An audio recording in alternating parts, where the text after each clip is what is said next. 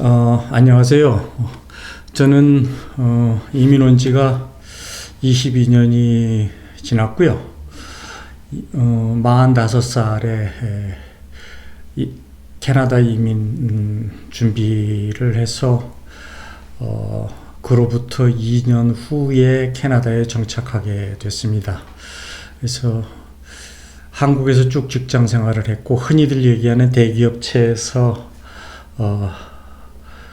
한 20여 년을 다녔고, 이민 와서 또 지금 22년째를 다니고 있습니다. 그러니까 총 거의 직장 생활이 45년 정도 돼가고 있습니다. 비교적 이민 와서 성공적인 삶을 살았다고 자평을 할 수가 있습니다. 그래서 제가 왜 이민을 생각했고, 한국에서 무엇을 준비했고, 캐나다에 와서 또 무엇을 했는지, 그 다음에 직장 생활을 하면서 무엇을 했는지, 또 요즘 한국에서 관심이 많은 노후 준비를 어떻게 했는지, 뭐 거의 끝마쳤습니다만은 그런 것에 대해서 논하려고 합니다. 제가 지금까지 보아온 많은 이민 정보들은 뭐 유튜브를 비롯해서 블로그라든지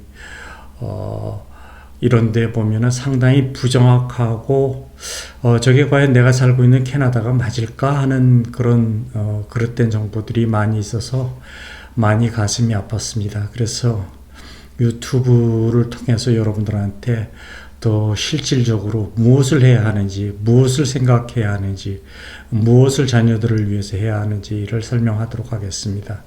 오늘은 첫 번째 시간으로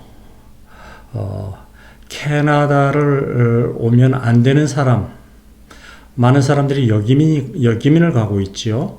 왜 여기민을 가는지, 어떤 사람들이 캐나다에 오면 안 되는지를 말하려고 합니다.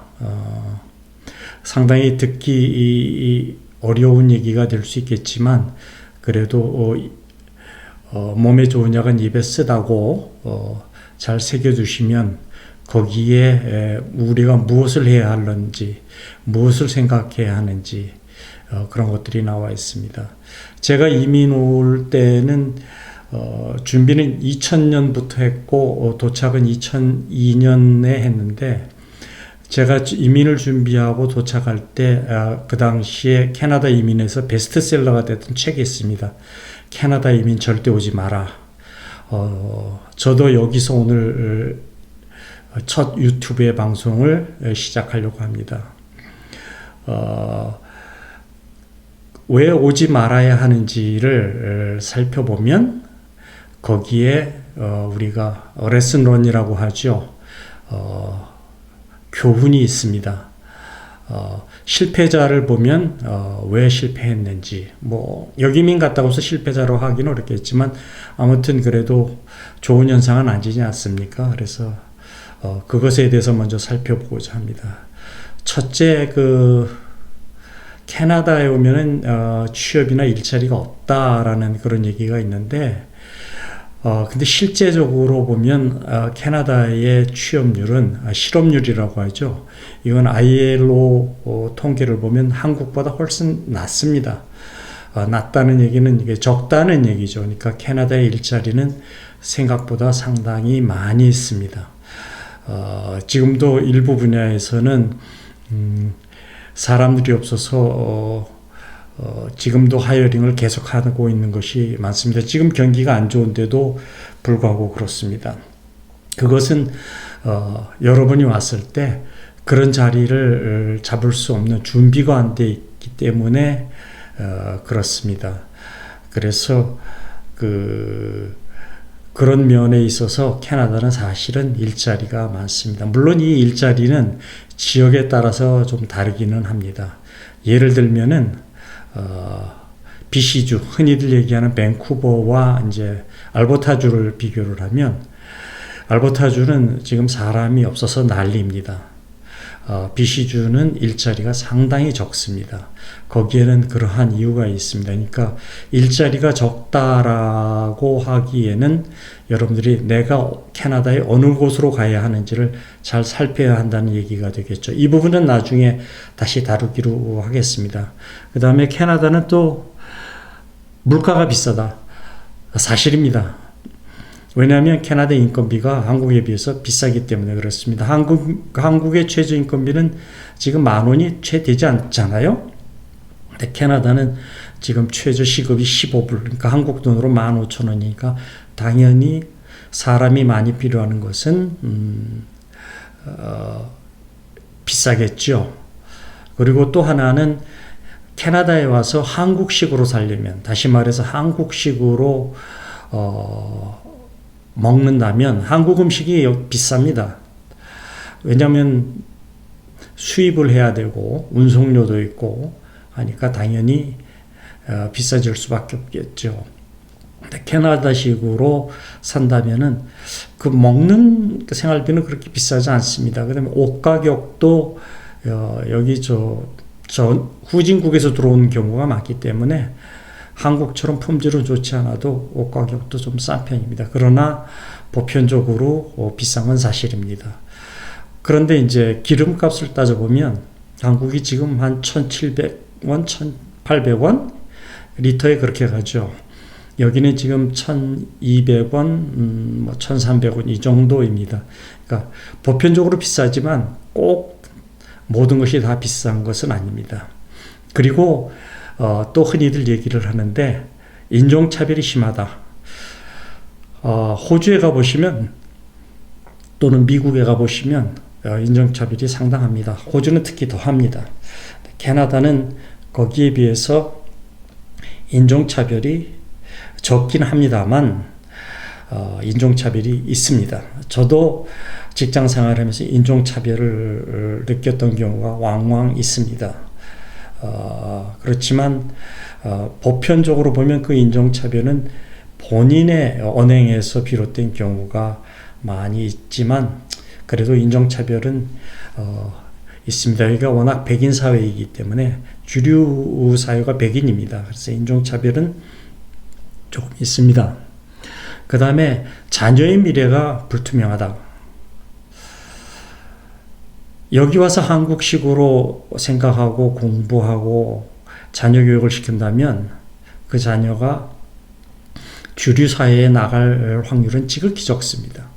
아이가 워낙 머리가 뛰어나서 스스로 닥터가 되면 그것은 아주 특출한 예로 닥터가 될 수 있지만 보편적으로 따지면 여기 와서 한국식으로 한국 커뮤니티에 살면서 한국 정보에 의존해서 한국 사람들 정보에 의존해서 자녀 교육을 시키면 그 자녀는 캐나다에서 잘 적응하기가 힘듭니다. 그래서 이런 얘기가 있죠. 개가 자기는 옆으로 걸으면서 자녀 보고 옆으로 걷지 말라고 해요. 그러면 안 되겠죠. 부모 스스로가 여기서 본을 보여야 그리고 좋은 릴레이션을 갖고 있어야 애들이 미래가 밝습니다. 저희 애들만 하더라도 캐나다에 와서 살게 된 것을 저한테 상당히 고마워합니다. 그 부분도 나중에 다시 얘기를 하도록 하겠습니다. 그리고 이제 많은 사람들이 하지는 않지만 여기에 와서 그 사기를 친다든지 거짓말을 한다든지 하면은 이 사회에서 살기가 상당히 힘듭니다. 여기는 기본적으로 사람을 믿는 신용사회입니다. 그런데 그 신용이 한 번, 두 번 남한테 신뢰를 주지 않으면 그 사람의 미래는 여기서 상당히 불투명합니다. 그래서 여기서 정직하고 신용을 쌓아야 합니다. 저 자신도 오늘날 이 순간도 캐나다 은행기관에서 또는 캐나다 국가에서 저의 그 정직도나 신용도를 계속 체크를 하는 그런 그 정직과 기본 윤리를 지켜야 하는 그런 선진 사회입니다. 그 다음에 또 하나, 여기 와서 다른 사람을 도와주지를 않아요. 볼런티어링을 하지 않습니다. 그러면 이 사회에서 살기 힘듭니다. 이 사회는 기본적으로 남을 도와주고 끌어주고 하는 그런 사회인데, 여기 와서 한국 사회가 어떤지는 모르겠지만 나만 살겠다고 남을 속이고 또 어려운 사람을 돕지를 않고, 그런데 그것을 주변에서 다 보고 있습니다. 그러니까 이 사회에 왔었을 때 이 사회에 맞춰서 살아야 되는데, 이 사회에서도 한국식으로 살아간다면 상당히 살기가 어려울 겁니다. 그리고 또 하나는 한국 사람들이 지키기가 참 어려운데, 오픈 마인드입니다. 열려있는 마인드예요.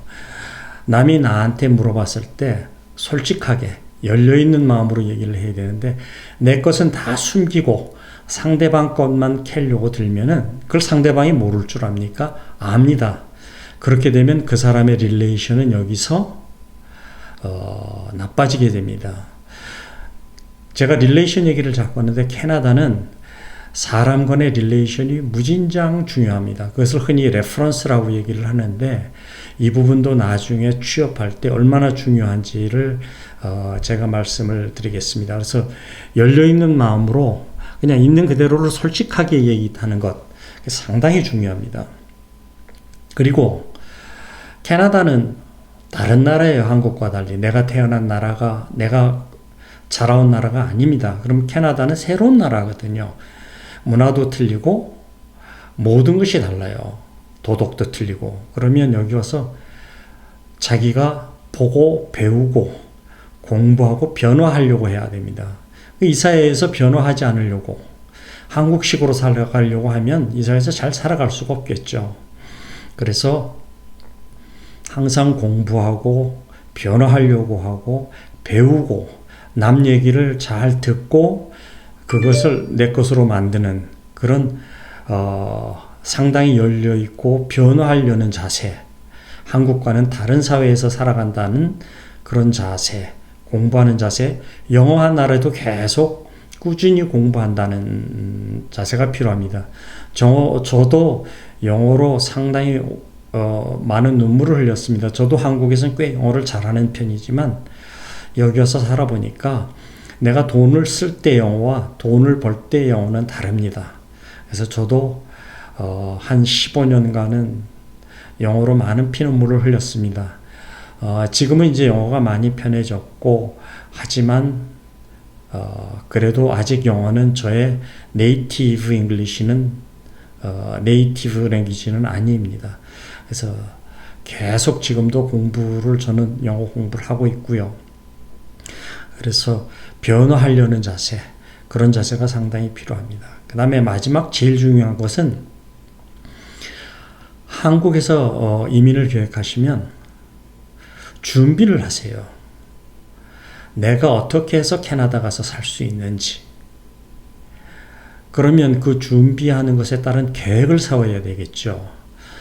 그러면 그 준비를, 그 계획을 세우고 실천을 한국에서 다 한 다음에 캐나다로 오십시오. 캐나다에 와서 준비를 하고 캐나다에서 내가 무엇을 할 것이다 라고 하는 것은 이미 늦습니다. 그래서 캐나다에 이민 와서 성공은 여러분들이 이민 비행기를 탈 때, 그때 이미 여러분 캐나다 생활의 그 성공은 그때 달려 있습니다. 꼭 준비를 하시고 계획을 잘 세우고 그것에 따라서 철저히 한국에서 실천을 한 후에 완전히 준비를 해가지고 캐나다에 들어오십시오. 그러면 캐나다는 완전히 새로운 세상으로 여러분에게 다가갈 것입니다. 제가 이제 얘기한 이 부분 하나하나를 다음 시간에는 또 다른 것을 가지고 그런 것들을 설명하도록 하겠습니다.